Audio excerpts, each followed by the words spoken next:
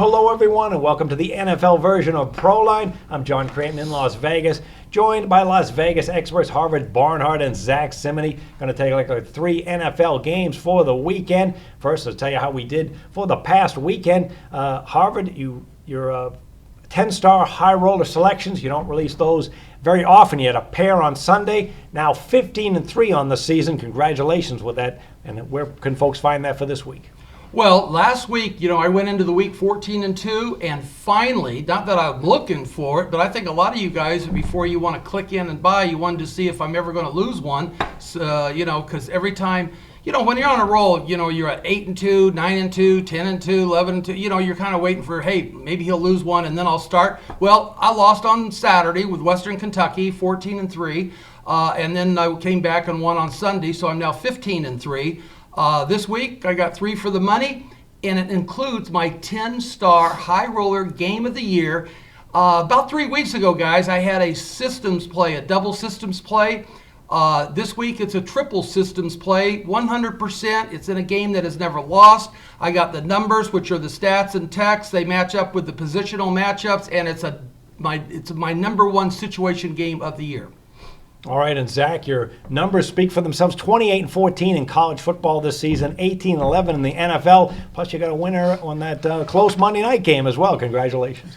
Yeah, the Baltimore Ravens pulled that one out. It looked like, the home crowd momentum was swayed to the Cardinals' side, but you had a feeling that line was too much of a high number, and it came to play late in the game, especially with Arizona's red zone inefficiencies. So I was glad to get that cover. Moved to 18-11 in the NFL, 62% there. I only had 3 plays this past weekend, so 2-1 on the week in the NFL. But college football, surprisingly, has been my strength so far this season. I went 4-1 on Saturday, 28-14 overall, and I'm trying to think in my head, 13 of my last 16 games at once. So that's moving me up the rankings, and hopefully I can keep it going this week. You'll never catch me. Come on.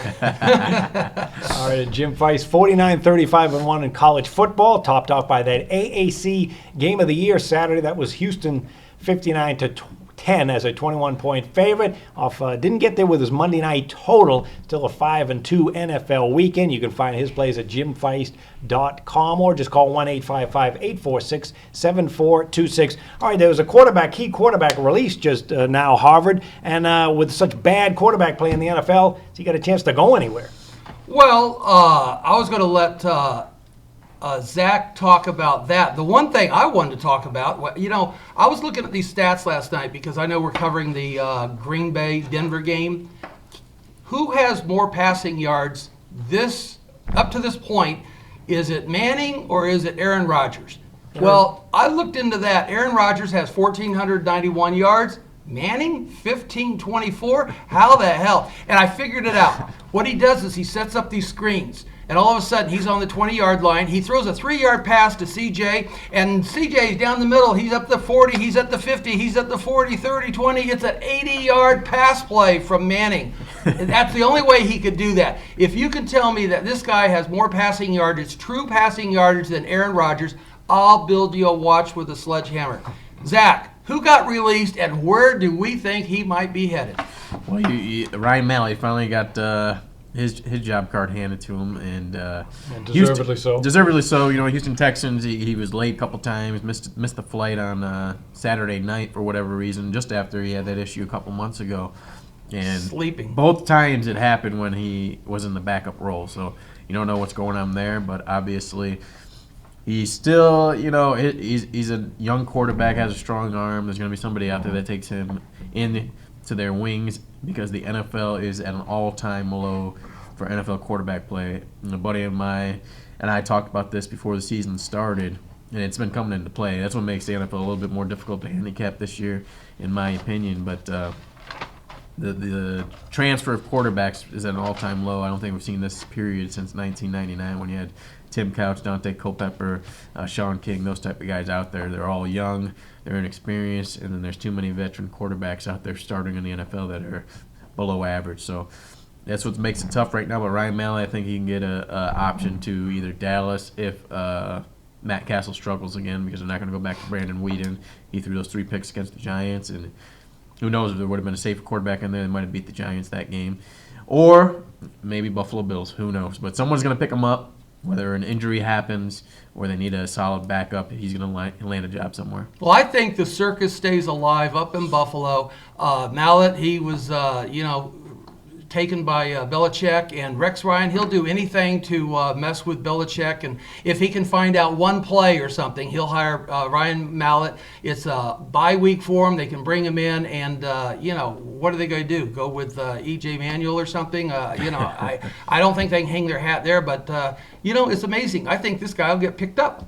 I think he will. You're right about the quarterback play being at an all-time low. I can't imagine Mallett going to Buffalo. Actually, I can. It would be just more of a circus up there with Rex and all. That would be very funny. But, yeah, you're right. The quarterback play has been terrible. In the late 90s and early 2000s, it was bad as well. There's a lot of dominant defensive teams like the Ravens we saw there. But ever since then, the rules have changed to help the offenses. But right now, this quarterback play is bad. Yeah, Mallett's going to turn up somewhere, and I'll send some aspirin to the head coaching staff that ever picks him. Speaking of head coaching, who's the next head coach to get fired? Is Lovie Smith? I mean, can anybody stand to keep this guy again? Look at the lead he blew. They had Washington absolutely crushed. Maybe Pagano will give him a little bit of a pass because Irsay and the GM, they're having their thing. But I think Lovie Smith, you know what? You're Lovie, but, you got to go. Yeah, Lovey's a likable guy. Caldwell, too, up in Detroit. But there's no winless teams, right? No. Detroit took care of that last week. And I think Harbaugh, he might have left Arizona last night and just flew into interview for the USC job and joined his brother in the college ranks. All right, well, let's get to one of the top NFC games for the weekend here. We got Seattle playing at Dallas. Fascinating game on Sunday. Seattle 6-point favorite. The low total here, 40.5. Seahawks are hard to figure out. Very good at home as usual, but 1-3 straight up and against the spread on the number. They're off a Thursday game, extra time to prepare against the 49ers, depending on what you think of that, 20-3. But they have struggled away from home, and the offensive line has struggled badly. But here, so Harvard, can you trust a Seattle team as a road favorite, especially this number? Well, here's what I'm going to do. There's an old school of handicapping that we've been doing, watching this thing for the last 30 years in Vegas. When the odds makers do not know what to do with the numbers 4 or 6, rarely, because they almost always know what to do, they'll open the game at 5. Well, the old school says if the line moves down to 4.5, you take the dog. If it moves up to 5.5 or 6, you lay it.